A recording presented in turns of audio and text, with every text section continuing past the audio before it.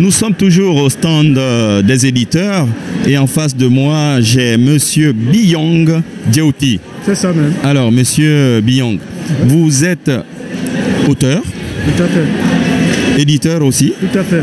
et vous avez une spécificité dont vous allez nous parler à travers vos bandes dessinées. Vous avez fait deux très belles bandes dessinées, oui. Une sur Isis et Osiris, oui. et l'autre sur la Mafa. Alors, de quoi parlent ces ouvrages que j'ai trouvé merveilleux en termes de qualité d'image et aussi du message que vous faites passer? En tout cas, je vous remercie des compliments. Oui. Alors, en ce qui concerne Mafa, le titre déjà renvoie au Kiswahili, Oui. la langue qui passe pour être la langue fédérale, Oui. parce que c'est la plus répandue en Afrique. Et Mafa veut dire la grande catastrophe. D'accord. C'est le terme que les Africains américains ont choisi pour désigner cette tragédie qu'est la traite négrière. D'accord, super. Voilà, c'est pour des précisions au niveau du titre. Donc c'est pas par hasard, vous êtes de l'Afrique plutôt de l'Atlantique et vous prenez une langue de l'Afrique côté Est parce qu'elle est très parlée pour toucher plus d'Africains, pour aussi mener une symbolique.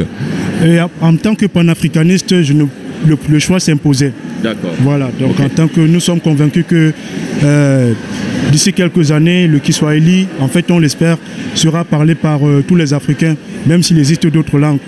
Ce n'est pas une question de chauvinisme, c'est une question de pragmatisme. D'accord. Je l'espère en tout cas avec ce que vous faites comme travail. Et puis le deuxième livre, Isis et Osiris. Isis et Osiris, en fait, c'est l'appellation grecque des noms Asset, qui veut dire la femme, Oui. et Osir, qui veut dire la puissance, la force. D'accord. Voilà. Donc Isis et Osiris sont deux divinités, en fait deux ancêtres qui ont été divinités par la suite, parce que dans l'Afrique ancienne, lorsque les ancêtres accomplissaient des actes qui profitent à la communauté, sinon à l'humanité entière, ils étaient par la suite divinisés. Oui. C'est ainsi que Isis et Osiris, Asset et Osiré sont devenus des ancêtres divins, dans la mesure où Asset a découvert les graines du blé et de l'orge, oui, qu'elle a ensuite présentées à son mari, et ce dernier, grâce à ces graines, a pu inventer la culture du blé, de l'orge et même du raisin. Eh ben. Voilà, parce que c'est en Égypte ancienne qu'on a commencé à produire pour la première fois le vin, aussi bien le vin rouge que le vin blanc.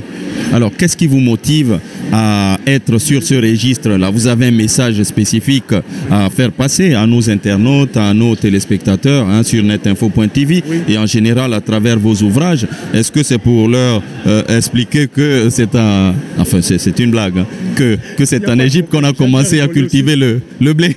Oui. Tout à fait, mais pas seulement. Voilà. Voilà, parce qu'en fait, Zep Tepi, c'est le titre général. Oui. Mais il y a le sous-titre, enfin, Isis et Osiris, pardon, c'est le titre général.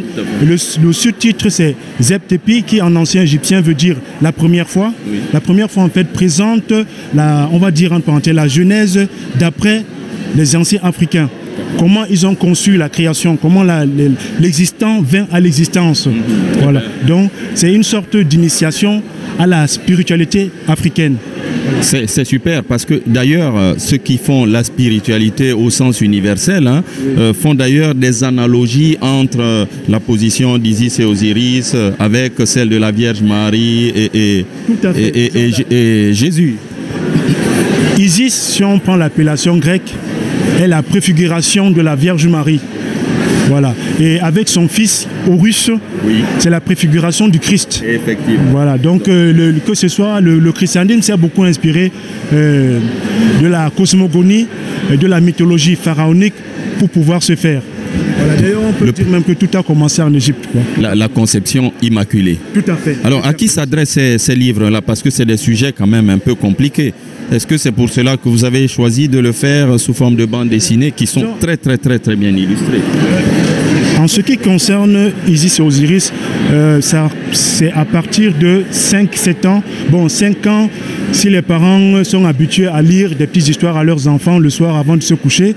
Sinon, à partir de 7 ans, si l'enfant sait déjà lire, c'est vraiment une bonne introduction parce qu'il faut que les enfants puissent savoir que le monde est large. Habituellement, on nous présente la Bible, le Coran, Bon, il y a la Genèse suivant le Coran, la Genèse suivant la Bible, mais le monde est vaste. L'humanité a créé plusieurs types de civilisations, donc il faut que les enfants africains en particulier, et en général, sachent que les Africains ont aussi apporté à l'humanité, que sans nous, l'humanité ne serait pas à ce niveau actuel. Alors, ça va être le mot, en quelque sorte, de la fin. Et je rappelle à nos internautes et téléspectateurs sur netinfo.tv que nous étions avec M. Biyong Dieuti. Si M.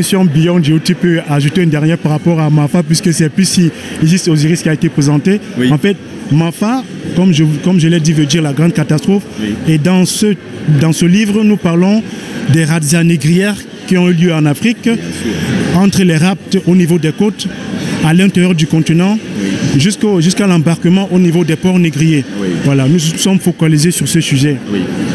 Qui sont des sujets graves, mais heureusement que vous êtes là pour les refaire vivre. Nous n'avons pas le choix, il faut que nous puissions repenser à la souffrance que nos ancêtres ont connue, mais aussi transmettre à la jeune génération la connaissance du passé. Parce que sans la connaissance du passé, nous risquons toujours de refaire les mêmes erreurs et de connaître de nouveau les mêmes douleurs. Et ne même pas savoir où nous allons. Tout à fait. Voilà. Eh bien, merci pour... C'est moi qui vous remercie. Qui sont très, très intéressantes, très instructives aussi. Et je vous félicite de voir des jeunes Africains qui ont ce talent d'abord d'artistes, d'infographes et puis d'historicien ou d'historien.